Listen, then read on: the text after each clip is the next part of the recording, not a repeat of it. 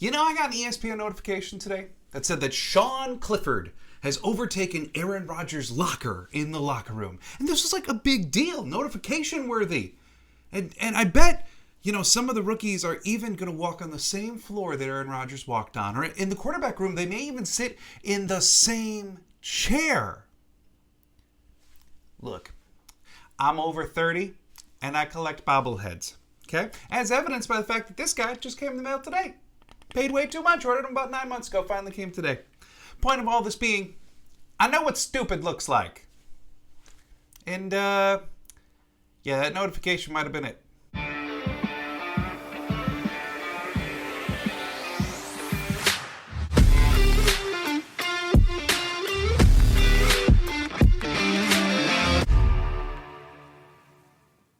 What's up, everybody? Welcome to Lombardi Time Brews. Yes, the rookie minicamp has just begun. So rookies are now in Green Bay. We're making news out of nothing. But here's the really important deal. They're actually hitting the field. Yes, as I'm recording right about now, I believe the Packers rookies are stepping onto the Don Hutson Center field. They are beginning practicing. They are officially becoming Green Bay Packers. Speaking of officially becoming a Green Bay Packer, as of right now, 8 of their 13 draft picks have signed from what I've seen. Still waiting on the last couple, not at all shocking. This isn't like the days of old like rookie holdouts and, you know, will they, won't they type deal.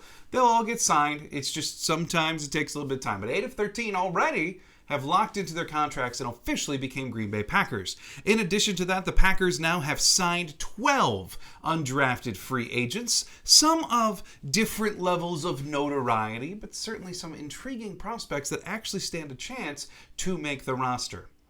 On that note, I know I said today was going to be undrafted free agent day, but I'm going to call an audible. It's the offseason. We got lots of flexibility. So I'm going to punt on that video. Love all the football puns. I'm going to punt on that until Monday. Yeah, on Monday I'm going to cover the 12 undrafted free agents the Green Bay Packers have signed. Some will be very brief reports because we know very, very little about these people. Other will be a little bit more in depth because they were projected to be draft picks or have very interesting histories. So today what I'm going to cover instead has been the hot button issue that I've seen rotating around the interwebs all week. And that is, all right, Jordan Love's locked up through 2024. Darnell Savage has been restructured. Yeah, they gave Love a raise in 2023, but the Packers have a little bit of money. Like beyond the draft class, they can sign somebody. Adrian Amos, Mercedes Lewis, Mason Crosby, bring the old gang back, or go get somebody new. Well, I know, this is a very exciting time. We're not used to having any money to do anything, and it's still not a lot, but they could potentially bring in a free agent, a veteran, at a couple different spots on the team. So, since that's been so widely talked about, I've seen so many conversations break out on social media, I decided I wanted to cover that topic today. So, I'm going to be looking at 4 different positions on the team, what the current roster looks like, what free agents are even out there that could be had, and then the considerations as to should the Packers consider it, or should this idea be dead in the water before we even get there. One quick note, the quarterback position, obviously manned by Jordan Love, Sean Clifford, and Danny Etling, I am not going to be addressing that position because Brian Gutekunst himself said after the draft that they are not going to be considering a free agent quarterback, a veteran, until they get into camp, and they want Clifford and Etling to duke it out for QB2 and then perhaps a roster spot on the practice squad or something to that effect. So given in mind that Gutekunst himself has said that they're not really entertaining it, I wasn't going to either. So the positions we're looking at are wide receiver, tight end, safety, and defensive line. Wide receiver being one of the more compelling arguments, so let's start there. You know, ultimately, at the end of the day, this is going to apply for all 4 positions. The Green Bay Packers just drafted 13 guys. They just added 12 in addition to that. 25 young men have been added to the Green Bay Packers roster. And Brian Gutekunst, I got this from Twitter from Zach Jacobson, who writes for CBS. He said that over Gute's last 5 draft classes, only 5 rookies didn't make the 53, of course, an average of 1 a year. And one of those was Cole Madison, of which you recall, Cole Madison's personal story was a little unique. It was very different. It wasn't that he didn't make the team because he just wasn't playing well enough. There was a lot of other personal circumstances going on there. And the other ones, you could argue, at least for 2 of them, were pretty big position change, alterations that these guys had to make. They didn't walk in as football-ready players at the position that they were drafted. They needed some more time. So Brian Gutekunst hangs on to his draft pick. So let's move forward, assuming that the vast majority, if not all, of these 13 draft picks are going to make the roster. Historically speaking, one or two of the UDFAs seems to find their way onto the 53-man roster. So we got to factor them in too. And all of a sudden, what was this completely barren cupboard of a roster, like 63 guys out of 90 before the draft, suddenly is sitting at 88 players out of 90. And you want to add some vets, suddenly it's getting tighter. Not to say that there isn't room to upgrade. So let's look specifically at the wide receiver position.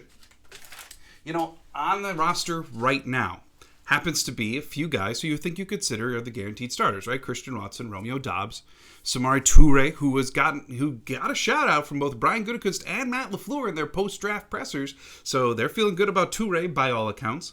New rookies, Jalen Reed, Dontavian Wicks, Grant Dubose. Returning player from the practice squad last year, Bo Melton, Jeff Cotton. And then they got 2 UDFAs as well in Deuce Watts and Malik Heath. So already you got a number of guys at wide receiver, but there's some concerns though. We'll get there. I know. The big thing though is what free agents are available at the wide receiver position. You know, even Corey Davis, who has been my favorite option for a while now from the Jets because it's been presumed he was going to get released. Well, New York Jets head coach Robert Saleh today said that Corey Davis is going to be a Jet. Okay, so let's take him off the table, and suddenly let's take a look at the free agent list, and it's uninspiring.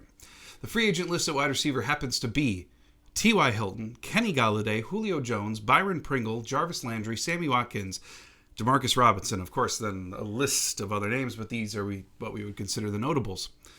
T.Y. Hilton, of course, has been showing his age as of recent. I don't think that's really disputable.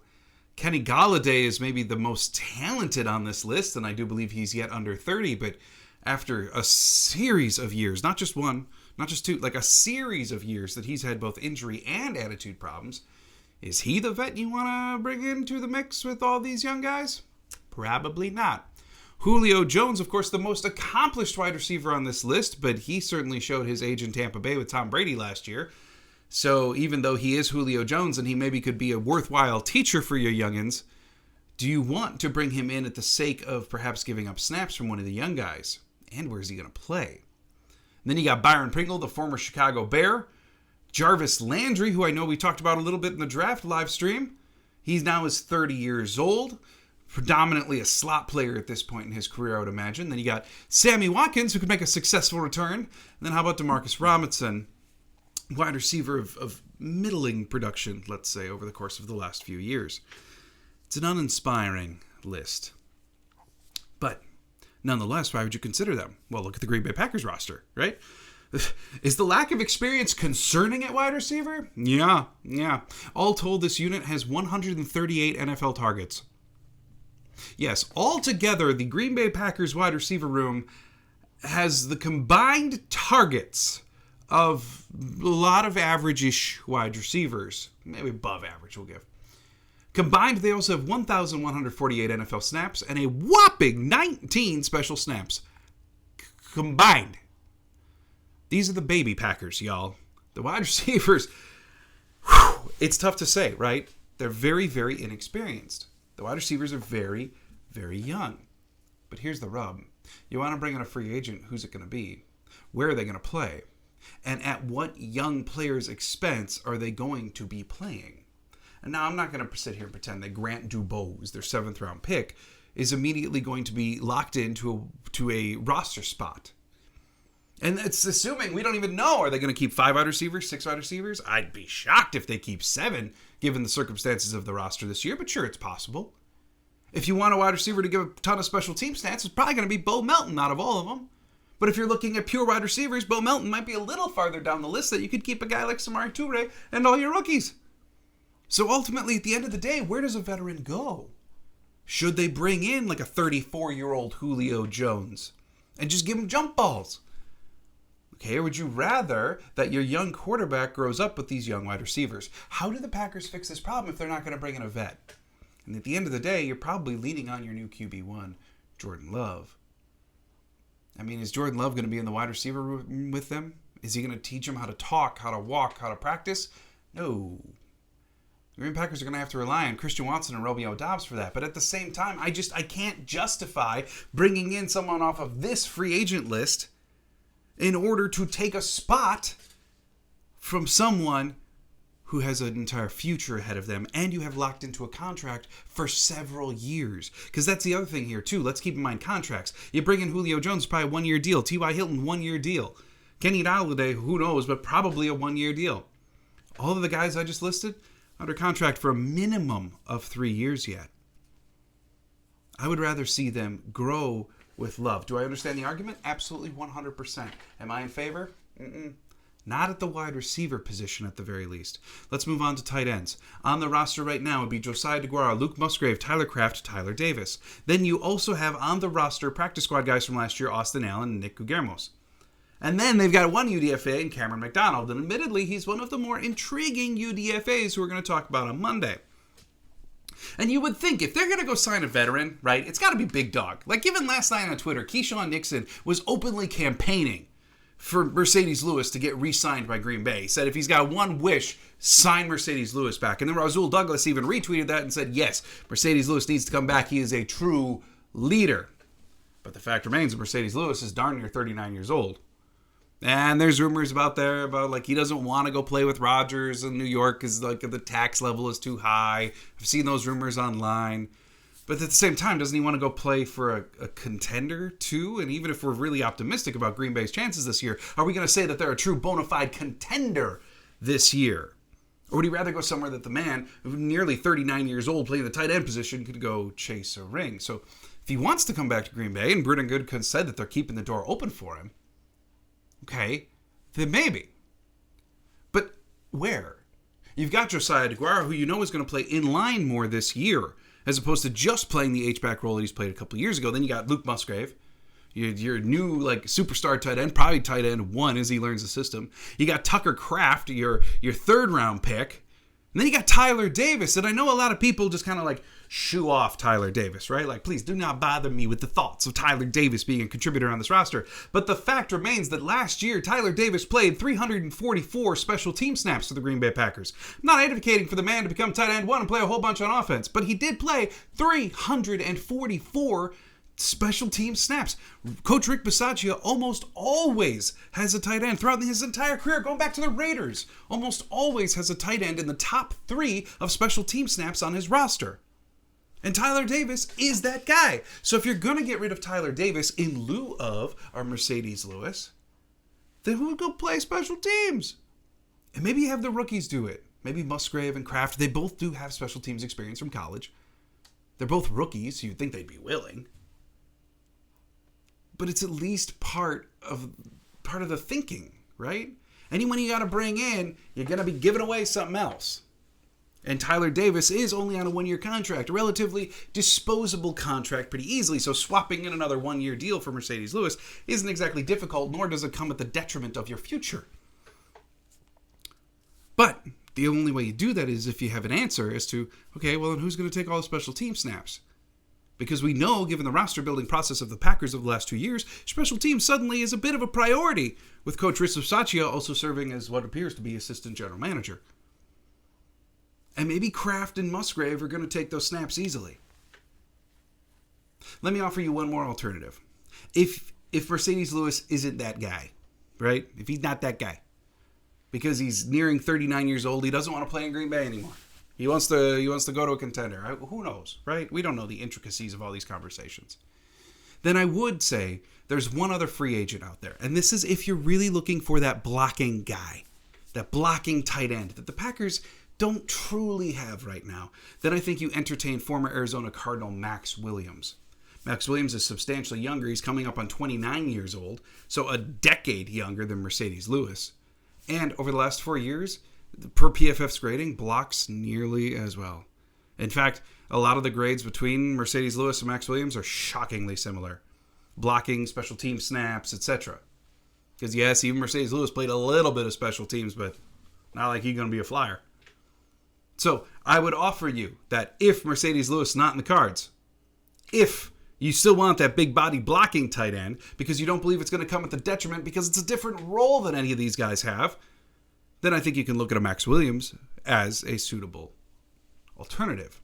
My answer here at tight end, honestly, I don't mind it. Throw Tucker Kraft on special teams. Give him those 300 special team snaps. And that's not to say he's not going to play offense too. Or even maybe split those snaps between Musgrave and Kraft per what the different roles are that they had Tyler Davis fill over the course of the year.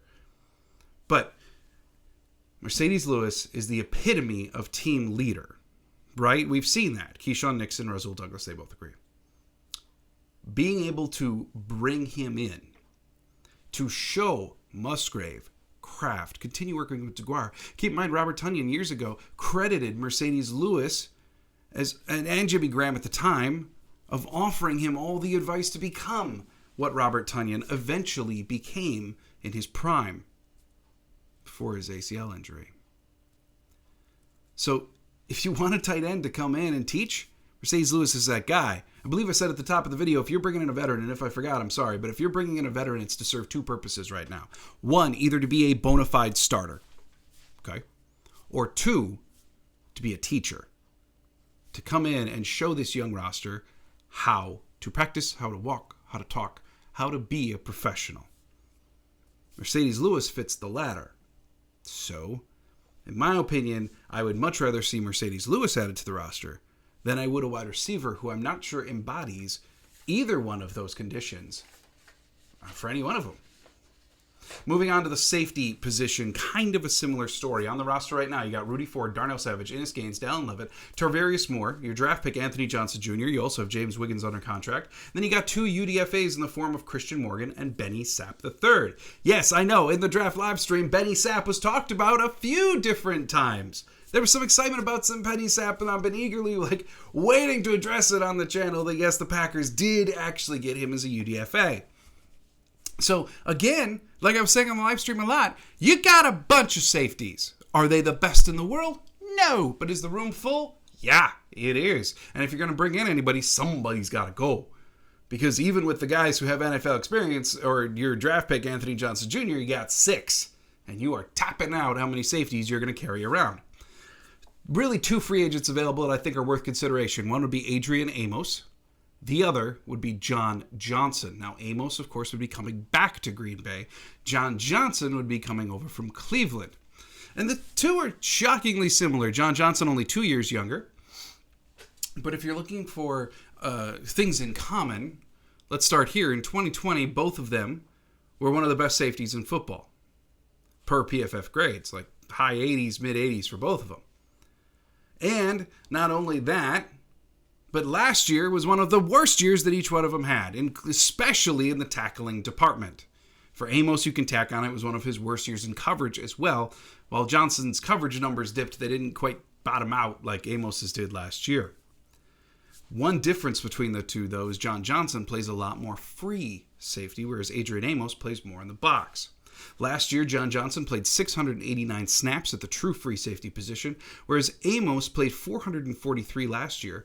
The year before, 606. And we do know, as Darnell Savage has had his difficulties and they moved him around, that Joe Barry has played Amos in the box more.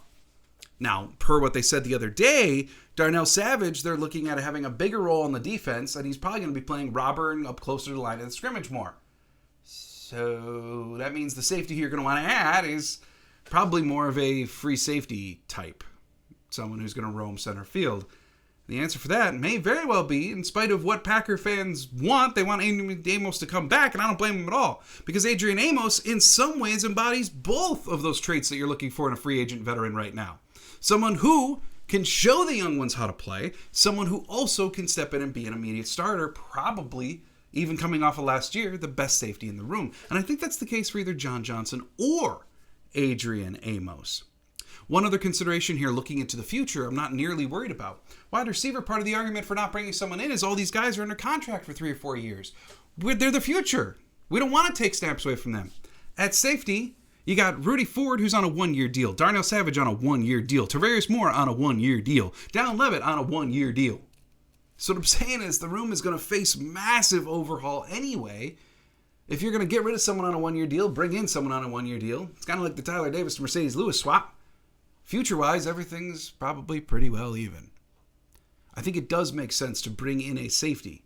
My preference, in some ways, would probably be John Johnson, just from a pure, positional standpoint. But you do run into the question of Rudy Ford, Darnell Savage. I thought both of them were going to be starters right now. What happens when you bring in Amos or Johnson? And keep in mind, too, it's not like the Green Bay Packers have enough money to go get a safety, a tight end, a defensive lineman, and a wide receiver. They're going to have to prioritize and make some choices here. So, let's take a look at the defensive line. Little bit of the same problem as wide receiver in that those out there for free agency are not exactly attractive. So, at defensive line, we got Kenny Clark, Devontae Wyatt, and TJ Slayton. It's not a bad starting three. And then you got your two rookies that you just drafted, Kobe Wood and Carl Brooks. Okay. You got your two other guys on the roster who were practice squad or just inactive all of the year last year. Now it'll be Jonathan Ford and Chris Slayton. Okay. And then you got two guys that are UDFAs or part of the pathway system for the NFL. Jason Lewin and then Kenneth Odumagwo, the Nigerian Hercules, who the Packers just added, who does not count for a roster spot at this time. And in terms of free agents, Shelby Harris, Michael Brockers, Akeem Hicks, Linval Joseph. That's it. There's some others out there. If you look at Sport Track, even J.J. Watt is still considered a free agent for some reason. But it's an uninspiring list. Shelby Harris is a very capable player, a good starter, played for Seattle last year, and who is probably in this system going to fit more so in your base level of 3-4 end, not so much nose tackle. Certainly last year with Seattle, he played more on the end than he did nose tackle. And what the Green Bay Packers probably could use is a little bit more depth at the true nose, as I've been saying, in relation to Carl Brooks and Kobe Wooden. But one of the issues with defensive line is very similar to wide receiver. Total snaps, Kenny Clark 807, Devontae Wyatt 224, TJ Slayton 333. That was all last year. It's a very thin group. Jonathan Ford, 0. Chris Slayton, 0. It's a very inexperienced group, and obviously you got Wooden and Brooks. But the Green Bay Packers very well could walk into the year with 6 defensive linemen, in which case I would love to see Shelby Harris be one of those 6 this year's Reed. Because keep in mind, Reed and Lowry leaving the team opened up over 1,100 snaps. And as much as we want Wyatt to play more or Slayton to play more, they're not taking 1,100 snaps that were left behind between Reed and Lowry. So, at the end of the day, if I had to categorize my wish list or my priority list, if I'm Brian Gutekunst, then I'm sitting there going, all right, finally got a couple pennies in my piggy bank. It's time for me to go get somebody. I can do it. I can sign a free agent. I know I can. I believe in myself. Who am I going to go get? I'm probably going to rank them this way. I'm going to say priority 1, tight end. Go get yourself a big dog. If you can't get big dog, consider Max Williams, but I probably rearrange the priorities then. Number 2. I'm going to go get a defensive lineman. Yeah, I'm going to go try for Shelby Harris. If I can't get Shelby Harris, then again, I'm rearranging the priority list. But I'm probably going to go try to get Shelby Harris because I know I need one more actual NFL lineman for that rotation. Number 3 priority, safety, by a mile.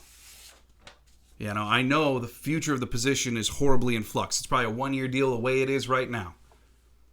But Adrian, Amos, John Johnson could solve some of the issues there.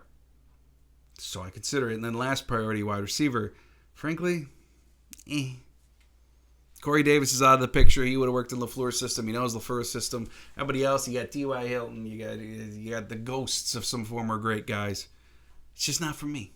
I'd rather see the young ones play and develop with their quarterback, Jordan Love. So again, priorities. Tight end, number 1. D-line, number 2. Safety, number 3. Rounded out with wide receiver at number 4, which is one I wouldn't even touch. What is Brian Gutekunst going to do? How does he feel? We will find out soon. So join me on Monday as I talk UDFAs. The next week, Wednesday, I'm going to put out my way too early 53-man roster prediction. And then we just see how the offseason continues to evolve. You can bet that I'm going to be here every Monday, Wednesday, Friday, providing new content for Lombardi Time Brews. Hope you're having a wonderful week. Go have a wonderful weekend, too. Thanks for being here. And as always, go Pack Go.